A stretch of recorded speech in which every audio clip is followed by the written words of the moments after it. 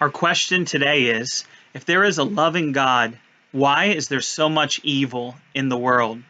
This is probably one of the greatest challenges faced by Christians today when we're talking about the evidence for the existence of God, and we're talking about God's personality, the fact that there is a good, loving, just, righteous God. People all the time asking, how can there be a good God if there's so much evil in the world? I remember just recently in a meeting at our church where we have an addiction recovery group, one of the women that was there that night had just bursted out in tears. And we had just had some murders in our community recently, and she was just traumatized by the fear of this. She bursted out and crying vehemently. There's a good God. Why would he allow such suffering?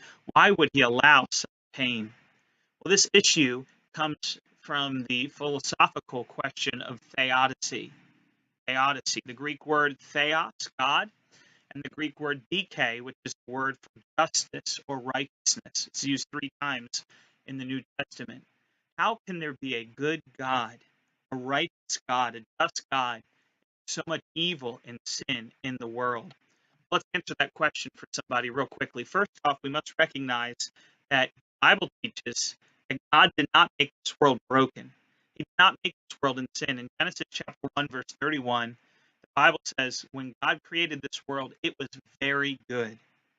And in fact, God gave a prohibition to man in Genesis 2, not to eat of the tree of the knowledge of good and evil. It was not for man to take part in evil and disobey God and his word. But even in those perfect conditions, sadly, man chose evil. He chose to take part in the tree of the knowledge of good and evil. He disobeyed God.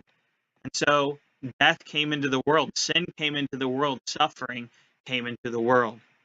And this woman that was just hurting that night, and the person who asked this question asked a good question. How can there be a good God allowing such brokenness and evil? Well, remember, Jesus himself told us in the Lord's Prayer that we should pray, Lord, deliver us from evil, from its power and from its temptation. Rescue us.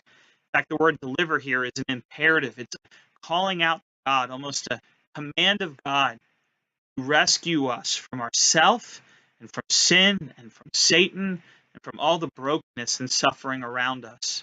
We have to rely on God. In fact, Jesus himself said in John 17, when he prayed for his people, that God would keep us from evil. So how do we answer this person that's hurting and wondering about this? Well, here's the deal.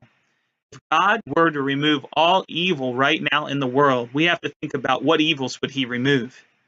Yes, we would all want to get rid of murder and rape and child molestation, these kind of sins. But what about lying? What about stealing? What about looking with lust? Forget physical adultery. What about the act in the mind and the heart? Forget murder for a second. What about hatred in the heart?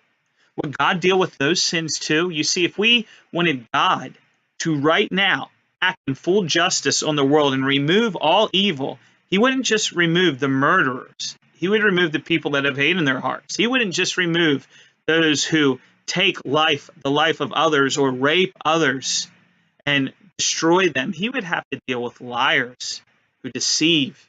See, he would have to remove all evil at once. And friends, our good God will do that one day. You see, our faith, God's word teaches us that one day Jesus Christ is going to return. And one day he will do this thing. And what I told that lady in that meeting that day is her desire for justice and righteousness and for the world to be good and not have suffering is one of the greatest evidences for the fact that there is a God. God had put his conscience, his knowledge in her heart, and she had a standard of what was right because there is a lawgiver, there is a creator who made her and put that inside of her. And so because of her desire for righteousness and for brokenness to not exist anymore, she must recognize that God put that inside of her. And so, friends, one day God is going to come back. In fact, that word dike and theodicy is used in the New Testament in 2 Thessalonians 1:9. It says that the unrighteous will be punished with everlasting destruction from the presence of the Lord and from the glory of his power.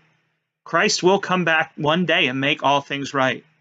And so if we're not ready for that day, if you are still controlled by your sin and by your evil, we must recognize that Jesus, when he came into this earth, God entered this world and lived the perfectly righteous, the good life you and I could never live. Jesus never lied or stole or blasphemed or hated or murdered or committed adultery or did any of those sins. He lived the perfect life for you and me. And he took the punishment on the cross for his people. He died for those who would believe on him. And if you trust in him today, your sin will be forgiven. And you will not face a just God punishing you on the day of judgment when God returns. Instead, you will find God's goodness and graciousness in heaven, on the new heavens and the new earth. Well, one day, Jesus will come back and he will make this world right. So thanks for that great question. And I hope this begins some good discussion about a righteous God in an evil world.